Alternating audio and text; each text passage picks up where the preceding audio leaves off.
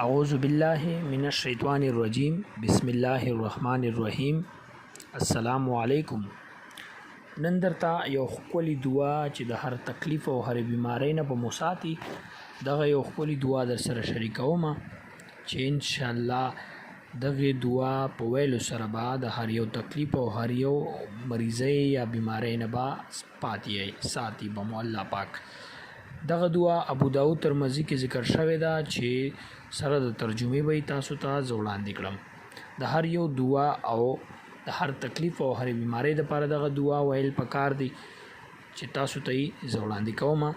هغه دعا دا ده چې بسم الله الذي لا يضر مع اسمه شيء في الارض ولا في السماء وهو السميع العليم. تاسو دغه دعا کچیرته نشئ ویلی نو مونږ ته په کمنټ کې ووایئ، مونږ به درته کمنټ کړو.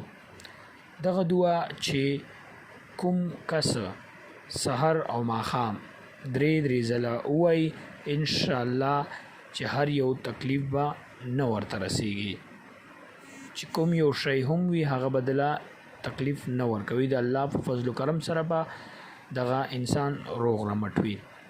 د دې ترجمه داسې ده، د هغه الله د نوم سره چې د کوم نوم په برکت سره به هیڅ نقصان نه رسیږي. ځمکه او اسمانونه او هغه ټول ښه اورېدلی شي او دوی ته پته ده او دی پیژندونکي دي.